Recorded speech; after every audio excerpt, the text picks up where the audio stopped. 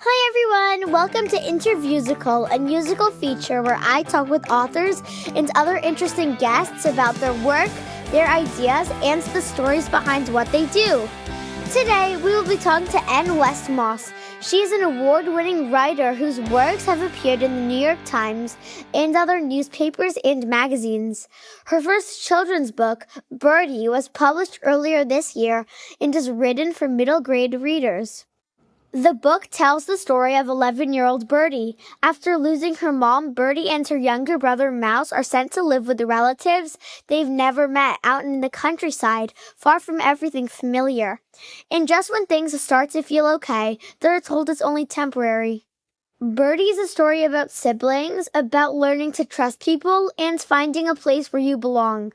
Welcome to Interviewsicle, Miss Moss. I'm so glad you're here. Hi, Lily. I'm glad to be here too. This is really cool. Thank you. I'd love our listeners to learn more about you. Where did you grow up? And did you enjoy reading as a kid? I grew up in a town called Croton-on-Hudson, New York, which is about an hour north of New York City. I read a lot as a kid. I'm the youngest of four kids, and my parents were big readers. My dad used to read to me every night before bed. And we kept doing that until I was much older because I loved it so much. Being able to be with someone you love and reading together, sharing a story, it's still one of my favorite things. And even today, my husband, sometimes if I can't sleep, he'll read to me from a book of fairy tales because I love fairy tales. So, yeah, reading's been a big part of my life. There are other writers in your family too. I believe your dad also wrote a children's book. What was it like growing up in a family of writers? Yes, I did grow up in a family of writers, and my grandfather, my mother's father, was actually a writer too. He wrote a book of stories, but he also was a speech writer for a president way, way back. And my father, as you said, wrote some children's books. He wrote a book called Zin Zin Zin, a violin that's still in print. I think it did shape me. It showed me that just regular people can be writers. My dad gave me a typewriter for my ninth birthday, I think, because I loved writing so much. This is your first children's book, but you have published adult books before. How is writing this story different from writing the other stories you've published? Lily, such a good question. I'm 62 years old and I didn't start writing for publication until I was in my 40s. So that's kind of late in life. And the nice thing about starting to write later in life is I wasn't trying to prove anything or to make people like me.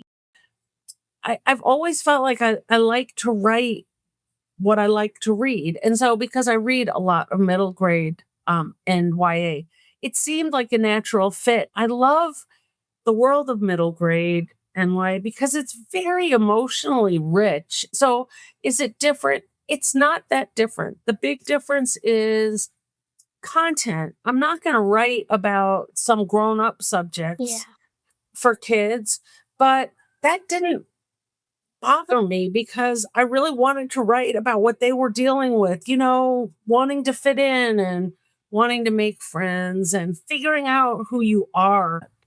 I love the characters in your book. I especially love Mouse, who reminds me a lot of my younger brother in his kindness. How do you come up with your ideas for characters, and are they based on people you know? I love Mouse too. And I'll tell you how I came up with Mouse. Sometimes I just need a visual to help me see a character and then know them. So, my very, very good friend Shay had a little boy many years ago named Sam. And when he was a little boy, I was always struck by how beautiful his eyes were and that he had very long eyelashes. And he had this kind of innocence to him. He also loved science and carried around a science textbook, just like Mouse does. So that was all I needed. And there are other characters in the book who are based on people I know, like Uncle Clay Mhm. is based on a guy who was a naturalist when I was a little kid and taught my whole family how to do stuff like make maple syrup, tap maple trees, and we learned how to canoe with him and how Wow. to plant a garden of all native flowers, and he had a big impact. Who is your favorite character in the book and why?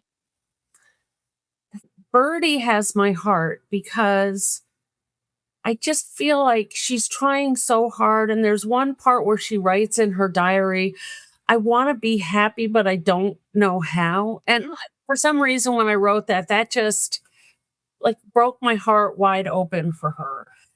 But I love all the characters, but I love Shadow, the painter. Yeah, He's definitely. so sweet and gentle and kind and doesn't push Birdie. Like he gives her a blank book as a journal, but he doesn't pressure her. And then he leaves her alone. He understands that she needs space. And actually, the guy who I based Uncle Clay on in real life had a pet goat and a pet raccoon Oh, in real wow. life named Patches and Fingers. Yeah, Clay is definitely one of my favorite characters. He's a gentle soul, Yeah. right? Trust is also a big part of the story. Birdie has reasons to be careful about depending on other people, but she slowly begins to let people into her life. What did you want to show about how trust is built? Lily, I just have to say these are such good questions. Thank And you. I've been interviewed a bunch and I've never been asked that question. And I think it's a really good thing to think about. How do you build trust? Well, for Birdie, she doesn't know how to build trust. She doesn't trust people, right? She and Mouse, her brother, are trust each other, but that's because they've had to depend on each other. I believe that Birdie makes some mistakes in the book and really hurts the trust that her Aunt Mitzi has put in her. By the same token, when she realizes that Mitzi cares about her, she realizes that it's okay to make mistakes if you then take stock of the mistakes and are honest about it and apologize and then do better. That's how we grow and learn. Journaling is a really important part of Birdie because Birdie uses her journal to write about feelings and experiences that can be hard to talk about out loud. You've also written about how journaling can help kids understand themselves better, so I'd love to ask you a few questions about that. Okay, great. Did you have a journal when you were younger? And if so, who gave you your first journal? I did. I kept a diary most of my life. I still keep a diary. My dad and I would play a game called Let's Get Lost. We would drive, and at every turn, one of us would decide we're either going to go straight, left, or right. And we would drive until we didn't know where we were, which was really exciting. One time we ended up at a stationery store, and my dad said I could pick out anything I wanted. And there was a diary with a lock and key, and I fell in love. So it was a way I realized later of helping me regulate my intense emotions, my highs of really being excited. I could write about it and like calm down a little.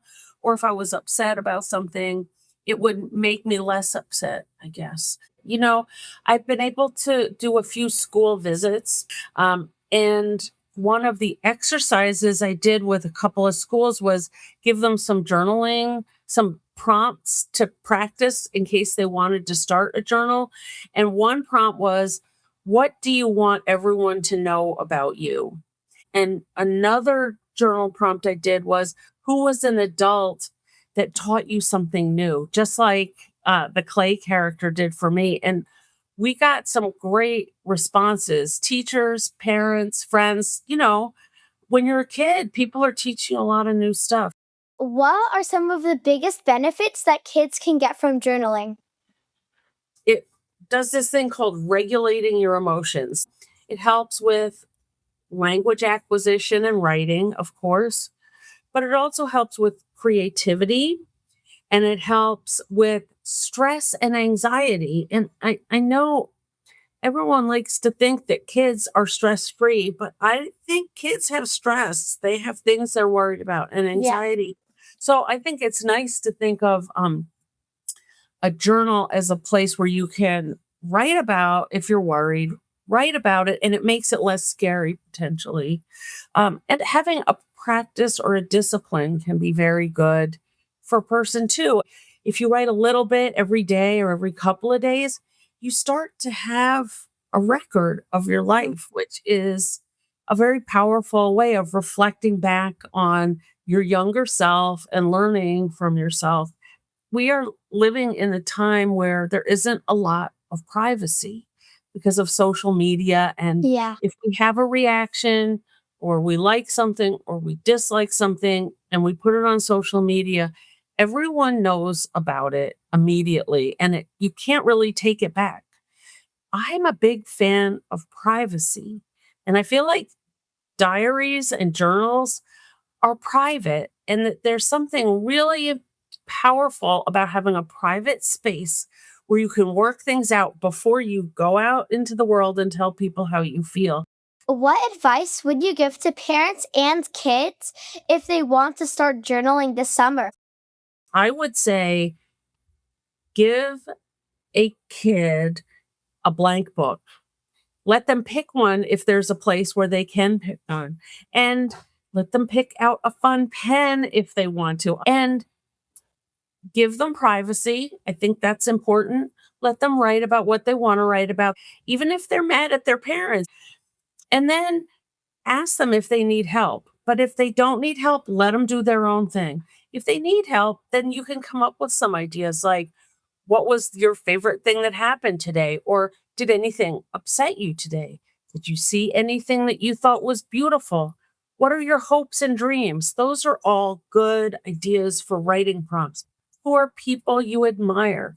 But if a kid is writing in their diary and they don't want help, that's okay too, right? It might mean that they know how to do it and they're making it up how they want to go. And also, you don't just have to write in the diary. You can draw, you can find things like a leaf or a feather and paste them in. There's no wrong way to do a diary.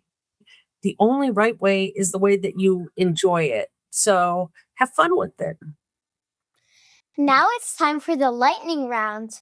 Ready? I'm ready. Okay. Okay, let's start. First, what is the funniest word you know?